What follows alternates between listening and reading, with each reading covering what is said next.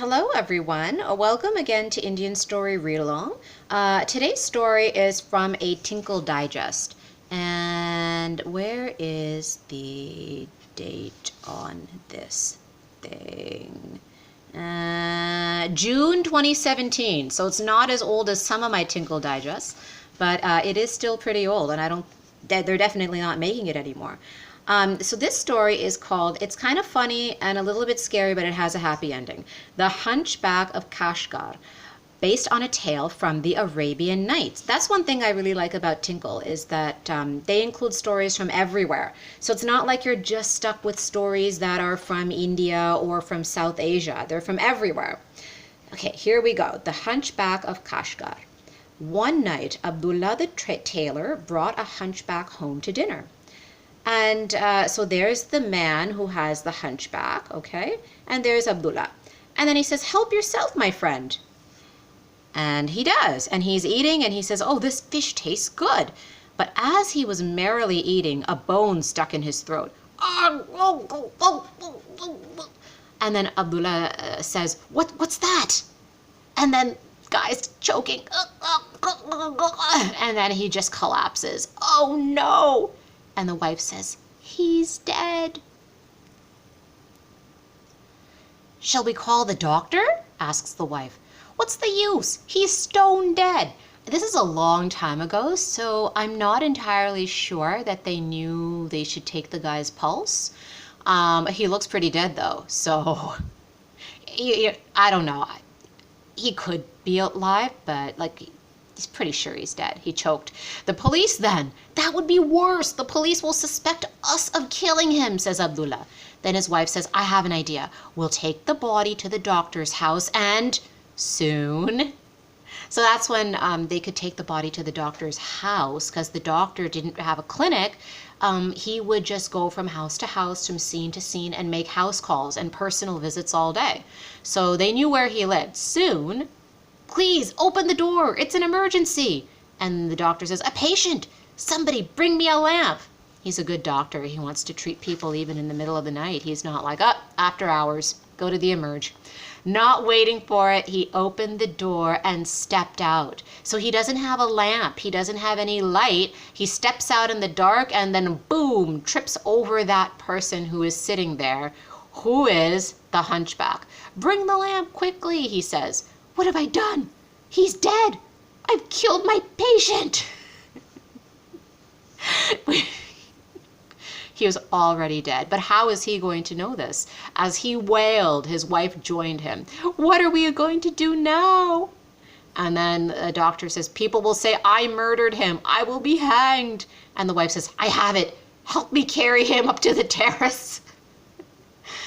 I just want to point out that of the two couples who thought he was dead, it was always the wife who had the idea to hide the body or get rid of the body first.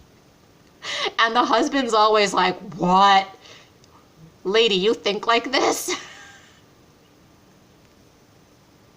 When they reach the terrace, now we'll cross over to our neighbor's terrace, and oh man. And then they just make him stand up. Oh, this is like Weekend at Bernie's. Super old movie about people taking a body and just propping it up everywhere. When the neighbor, a grocer, came home, what? Sees a guy standing there. "And all the while I thought the rats were stealing my food grains." He thinks that the hunchback, the dead guy, is a thief.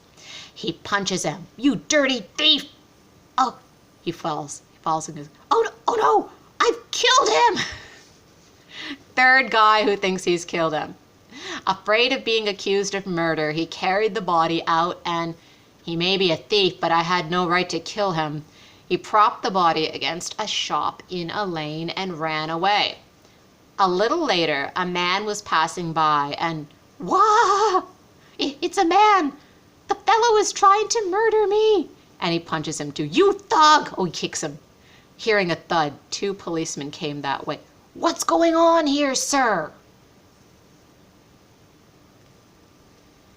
Shopkeep is just standing there looking. And then the guards say, "Hey, you, get up." And picks up his hand. Maybe he's taking his pulse. Look at that.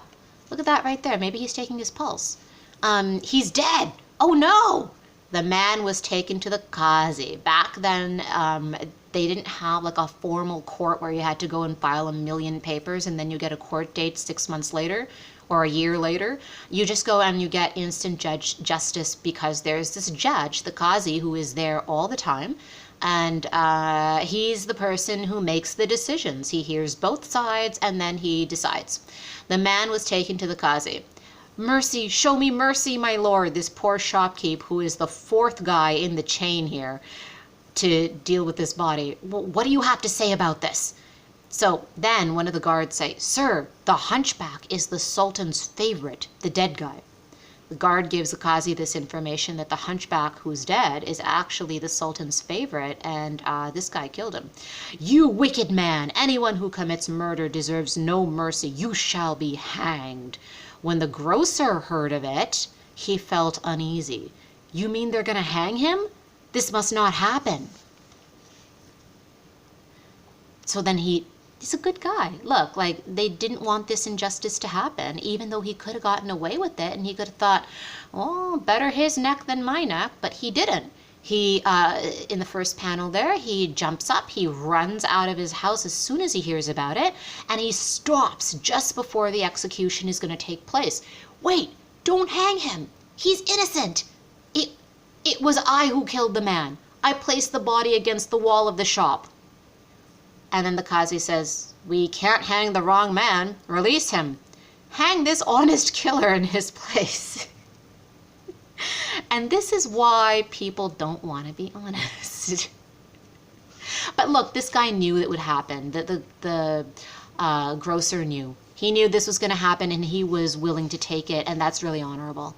When the grocer was about to be hanged, another person shows up. Wait, let him go. I'm the real killer. It was the doctor. But when the doctor was about to be hanged, I bet the Kazi's like, man, this thing never takes so long. When the doctor was about to be hanged, Abdullah, the first guy, the tailor, came rushing to the platform. Don't hang him, hang me. And the Kazi's thinking, well, this beats me. The news reached the ears of the Sultan. You mean it's our friend the hunchback? Like he's like, so our hunchback is the dead guy that I've been hearing about? And the messenger says, yes, your majesty. And all of them say they killed him. And each time the rope was tied, it had to be untied again. And the king just like, oh, how tiresome. Can't we just get our killings just expedited? Tell the Kazi to come here with the body and the 4 funny men. Within minutes, the order was carried out. Death. This Darbar Hall, a chamber of death? I refuse to believe it. Who said that? Someone else has shown up. This old man, sir. This whole old guy shows up. How did he know, I have to say? He's the talkative barber of Kashgar, your majesty. I don't pay heed to him. He is a bore. Meanwhile, the barber had already squatted on the floor and opened his bag. In this small armory of mine is a clamp and a tiny pair of pincers. With one hand, I open this fellow's jaw and keep this clamp firmly fixed in it. And with the other hand, I put the pincers in his throat and, lo, the offending bone comes out. It was still stuck in his throat. You are a good patient, O hunchback. Look, he's opening his eyes. He wasn't dead. But that's a long time to be unconscious and not like asphyxiate, like just suffocate on that bone if it's blocking his airway. Where am I? Right here in my court, man, not in a grave where you'd be lying were it not for this clever barber. Listen, my courtiers, this man may be a bore when he talks, but he's a genius when he works. And then the king says, my officers, henceforth be careful. Never start hanging a man till you're sure he's committed a crime. As for you, my good citizens, in the future, make sure you are guilty before you say you are. Go now, you are free. And now there's the lessons. Those are the two big lessons from this story. You know the other big lesson? Hey, here's my big question. How did this guy know it was a bone? Like, he wasn't in the story earlier. And so, like, was he there for the dinner? Was he there at dinner in the beginning? I don't know. He wasn't there. But, like, he's really smart. How did he know? Like, did I miss something? I don't think so. No. Nope. And the funny thing is that if they had just gone to the doctor might have found the bone first.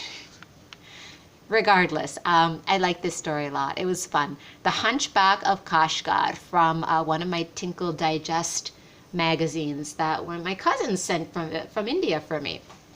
If you like more stories like this, then join us again on Indian Story Read Along. We will be reading little things like this that I've collected over the years. All right, we will see you soon.